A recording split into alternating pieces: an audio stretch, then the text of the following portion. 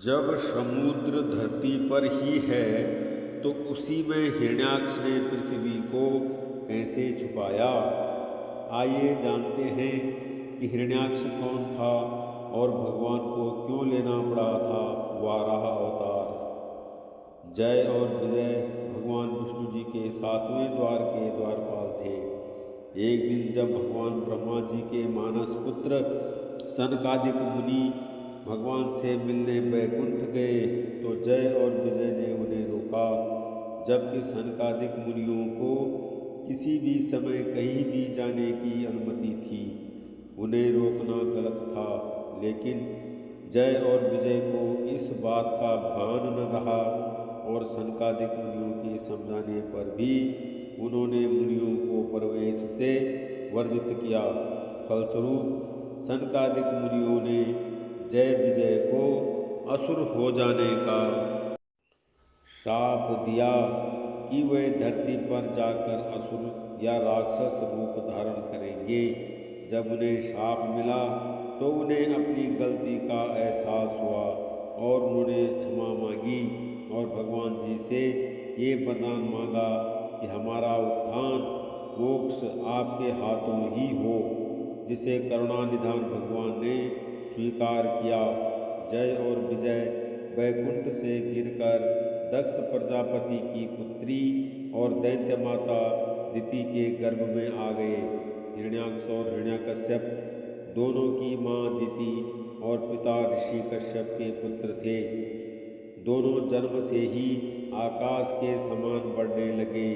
उनका शरीर पर्वतों सा विशाल था और शरीर लौह के समान मजबूत हो गया।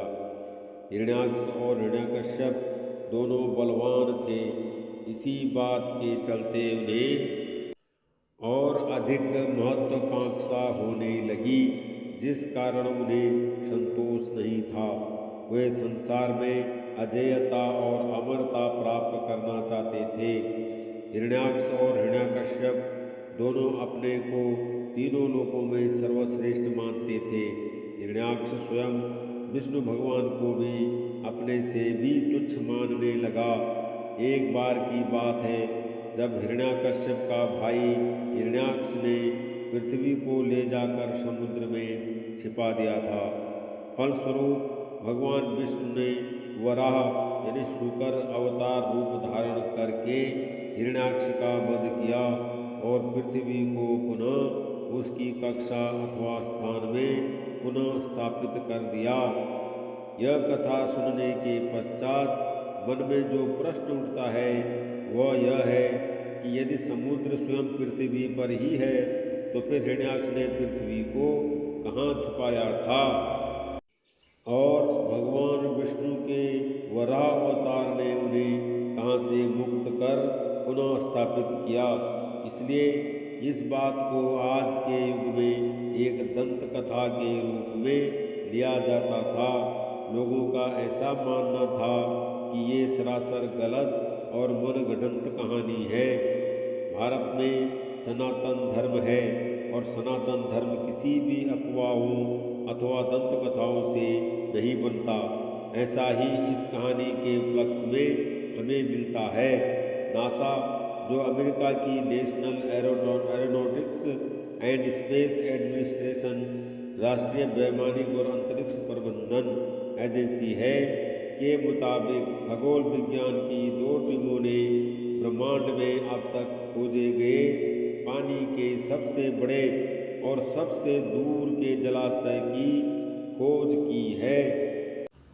नासा के एक खोज के अनुसार खगोलविदों की 2 टीमों ने ब्रह्मांड में अब तक पाए गए पानी के सबसे बड़े और सबसे दूर के जलाशय की खोज की है।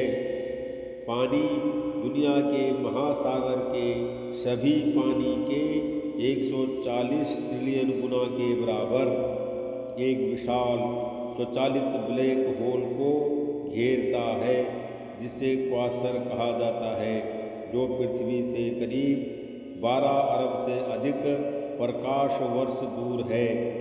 कैलिफोर्निया के पासाडेना में नासा की जेट प्रोपल्सन लेबोरेटरी के वैज्ञानिक मैट फ्रेडफोर्ड ने कहा, इस क्वासर के आसपास का वातावरण बहुत ही अनोखा है, क्योंकि ऐसा लगता है कि यही इस पानी के विशाल द्रव्यमान का उत्पादन कर रहा है। यह एक और बात की ओर इंगित करता है कि यह पानी ब्रह्मांड में हमेशा से व्याप्त है, यहाँ तक कि ब्रह्मांड के बनने से पहले से भी। फ्रेडफोर्ड कई खोज करने वाली टीमों का नेतृत्व कर चुके हैं। उनकी टीम का शोध नासा द्वारा आंशिक रूप से वित्त पोषित है और एस्ट्रोफिजिकल जर्नल लेटर्स में दिखाई देता है। जाहिर सी बात है कि उस राक्षस ने पृथ्वी को इसी जलाशय में छुपाया होगा। इसे आप भवसागर भी कह सकते हैं, क्योंकि हिंदू शास्त्र में भवसागर जो वर्णन किया गया है वह कुछ इसी प्रकार है। भवसागर एक ब्रह्मांडीय महासागर, कॉस्मिक ओशियन या खगोलीय नदी, सेलेस्टियल रिवर के रूप में समझा जा सकता है। यह कई संस्कृतियों और सभ्यताओं की पौराणिक कथाओं में पाई जाने वाली पौराणिक आकृति है।